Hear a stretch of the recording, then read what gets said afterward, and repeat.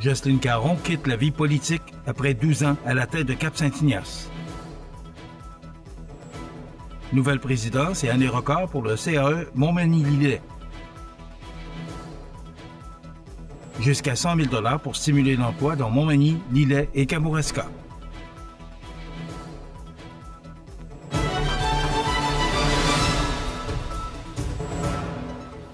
Lundi 2 juin 2025. Bonjour mesdames et messieurs, bienvenue à votre bulletin d'information régionale sur le réseau de télévision CMA TV. Bon début de semaine. Après 3 mandats à la mairie, Jocelyne Caron annonce qu'elle ne sollicitera pas de 4e mandat lors des prochaines élections municipales prévues cet automne. Celle qui a dirigé la municipalité de Cap-Saint-Ignace au cours des 12 dernières années a tenu à remercier les citoyens et citoyennes pour leur confiance renouvelée au fil du temps, ainsi que l'ensemble de l'équipe municipale, incluant les élus et le personnel administratif. Mme Caron dresse un bilan empreint de fierté, soulignant les nombreuses réalisations accomplies durant son mandat. Parmi celles-ci, on note des projets d'envergure tels que les travaux de réfection des infrastructures sanitaires, la modernisation du garage municipal et la construction d'une nouvelle caserne incendie. La relocalisation des bureaux municipaux s'ajoute également à la liste des accomplissements visant à améliorer les services aux citoyens. Elle se dit particulièrement fière de l'acquisition du presbytère et de la grange Edim qui contribuent à mettre en valeur le cœur du village et à offrir aux citoyens un lieu de rencontre et de rassemblement. Dans son message, la mairesse sortante a tenu à rappeler que l'amélioration de la qualité de vie des citoyens a toujours été au centre des décisions du conseil municipal. Avant de conclure, Mme Caron a désiré souhaiter bonne chance à tous les candidats et candidates qui se présenteront aux prochaines élections municipales en leur souhaitant un excellent mandat à venir. Après plus d'une décennie d'engagement politique, Jocelyne Caron tournera donc une nouvelle page, laissant derrière elle un legs marqué par la collaboration, le développement et la valorisation du milieu de vie capanicien. D'ailleurs, nous avons invité Mme Caron à venir justement nous parler de tout ce qu'elle a accompli au cours des 12 dernières années. On n'a pas eu de réponse, mais on souhaite qu'elle viendra et qu'elle répondra à notre invitation. Le Centre d'aide aux entreprises, le CAE Montmagny-Lillet, tenait la semaine dernière son assemblée générale annuelle, marquant à la fois un changement important au sein de son conseil d'administration et une année exceptionnelle sur le plan des résultats. Après 13 années d'engagement, dont 2 à la présidence, Normand Gauvin a terminé son mandat, salué par son leadership et sa contribution significative au développement économique local. Il passe le flambeau à Denis Lavoie, nouvellement nommé président du conseil d'administration. Reconnu pour sa reconnaissance approfondie du milieu et son implication dans la communauté entrepreneuriale, M. Lavoie représente un pilier solide pour assurer la continuité de la mission du CAE. L'année 2024-2025 aura été marquée par des réalisations impressionnantes. Le CAE a autorisé 20 prêts, totalisant plus de 3 millions de dollars en investissement, soutenant ainsi la création de 15 emplois et le maintien de 58 autres dans la région de Montmagny-Lillet. Ces interventions, réparties entre les fonds réguliers jeunesse, Flexi-Prêt et Stratégie verte, ont appuyé des projets de démarrage, de croissance, de modernisation et de relève entrepreneuriale. La répartition sectorielle de ces investissements reflète la réalité économique du territoire, dont 65 % dans les services, 20 % dans le secteur commercial et 15 % en agriculture. L'expertise du CAE s'est également manifestée à travers près de 300 actions d'aide technique, démontrant la pertinence d'un accompagnement personnalisé et de proximité qui demeure l'une de ses grandes forces. Sur le plan du rayonnement, l'organisation a été active dans plus de 40 événements et projets de développement économique. Parmi ceux-ci, on retrouve le tout premier gala régional Vision durable, des événements de repreneuriat, des activités de réseautage, des formations, des campagnes d'achat local et une présence marquée dans les initiatives touristiques régionales, toutes ces actions générant plus de 1500 participations. Notre équipe et nos administrateurs ont su relever les défis avec professionnalisme et créativité, ont souligné Denis Lavoie, président, et Mireille Thibault, directrice générale. Le CAE a aussi tenu à remercier ses partenaires, clients, collaborateurs, ainsi que Développement économique Canada pour son soutien financier constant. Jusqu'à 100 000 $ pour stimuler l'emploi dans Montmagny-Lillet et Kamouraska. Tous les détails après la pause.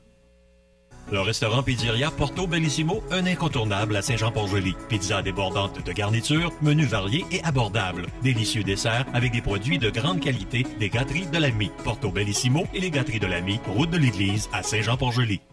CEMA TV agrandit son rayonnement de diffusion. En plus de regarder CEMA TV sur son site web et sur le câble de Cogeco, vous pouvez maintenant capter la programmation de CEMA TV sur le canal numérique 206 ou analogique 14 sur le câble de Saint-Pamphile. CEMA TV, partout pour vous. Vous regardez CEMA TV, le réseau de l'information sur la Côte-du-Sud. Les MRC de Montmagny, Lillet et Kamouraska viennent de recevoir un important coup de pouce pour renforcer leur marché de l'emploi. En effet, le député de Côte-du-Sud, Mathieu Rivet, a annoncé que ces trois MRC pourront bénéficier d'un soutien financier allant jusqu'à 100 000 $ pour développer des projets novateurs répondant à leurs besoins spécifiques en matière de développement de l'emploi. Cette initiative s'inscrit dans un investissement global de 4,2 millions de dollars dévoilé par le ministre de l'Emploi et la ministre dévoilé par la ministre de l'Emploi et ministre responsable de la région de la Côte-Nord, Catherine Champagne-Jourdain. L'objectif est d'appuyer les territoires où la vitalité économique est jugée plus faible en soutenant des projets conçus localement, adaptés aux réalités et défis particuliers de chaque milieu. Pour être admissibles, les projets devront résulter d'une concertation entre les acteurs du milieu et ceux-ci devront également s'impliquer financièrement. Les directions générales de Services Québec seront également mises à contribution pour la réalisation des initiatives.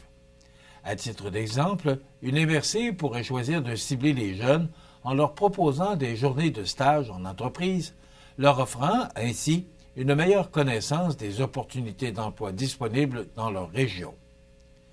Le député Mathieu Rivet a salué cette annonce, affirmant qu'elle permettra de concrétiser des initiatives pensées par le milieu et pour le milieu, et témoigne, selon lui, de l'écoute réelle du gouvernement envers les régions.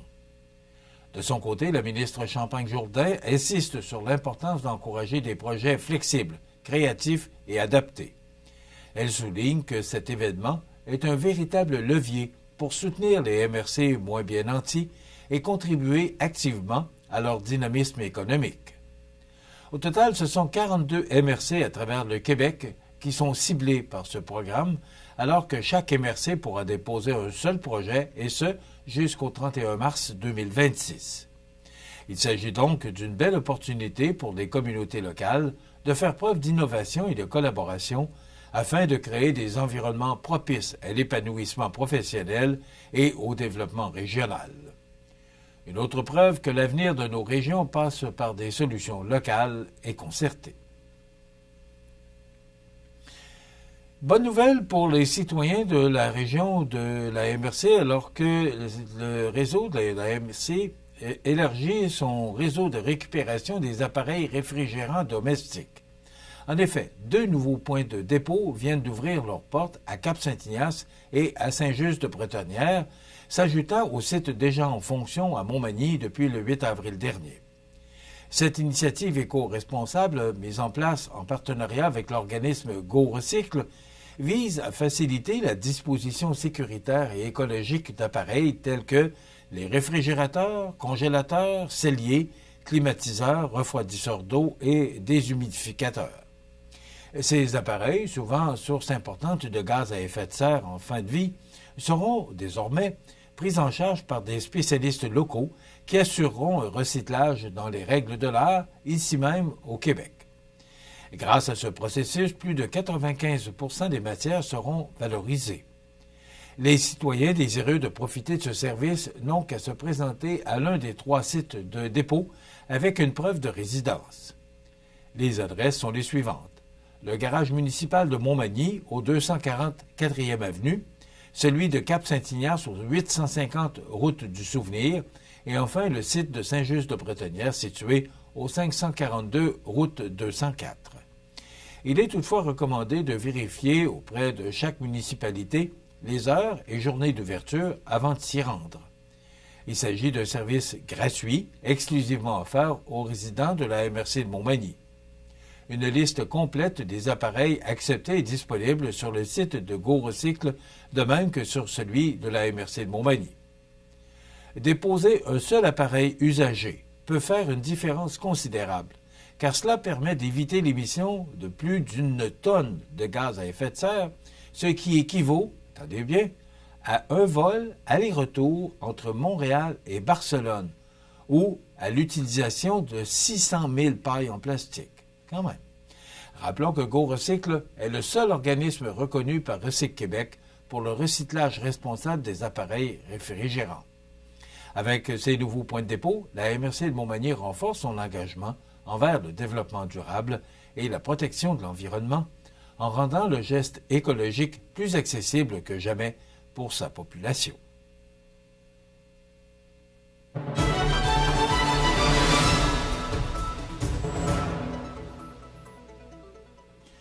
Au sport, les Blue Jays de Toronto continuent de dominer les Athlétiques d'Oakland, eux qui ont complété un balayage sur la série dimanche au Rogers Center grâce à une victoire dramatique de 8-4.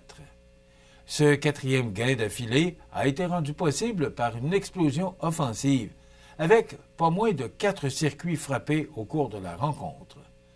George Springer s'est particulièrement illustré avec 2 longues balles, tandis qu'Addison Barger et Beau Bichette ont chacun ajouté leur nom à la feuille de pointage avec un circuit. Avec un total de 31 points marqués en 3 matchs, les Jays ont offert tout un spectacle à leurs partisans et confirment qu'ils ont retrouvé leur rythme offensif. Malheureusement, cette victoire a été ternie par une blessure subie par Dalton Varsho, qui s'est blessé à la jambe en tentant d'atteindre le 2e but après une frappe au champ gauche. L'ampleur de la blessure reste à déterminer, mais une absence prolongée pourrait affecter l'équilibre de l'équipe. Même si sa moyenne au bâton est inférieure à 200, Varsho est un élément clé grâce à sa puissance avec 8 circuits en seulement 24 parties et surtout sa défense exceptionnelle. Il a d'ailleurs remporté un gant doré en 2023, soulignant son impact au champ extérieur. Avec cette victoire, les Blue Jays affichent désormais une fiche de 30 victoires contre 28 défaites et conservent le 2e rang de la section nord de la Ligue américaine. Leur séquence actuelle de succès tombe à point pour une équipe qui cherche à se rapprocher des meneurs de la division. Ils auront maintenant quelques jours pour évaluer l'état de santé de Varsho et se préparer à maintenir le cap alors que les défis continueront de se multiplier au cours des prochaines semaines. Prochain match des Jays, mardi 3 juin contre les Phillies de Philadelphie en soirée.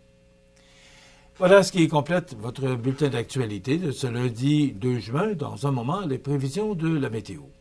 C'est tout pour l'instant. Bonne journée, mesdames, messieurs. Pour joindre la salle de nouvelles de CMA-TV, nouvelles au pluriel @cmatv.ca ou encore 88 281 13 13 poste 226.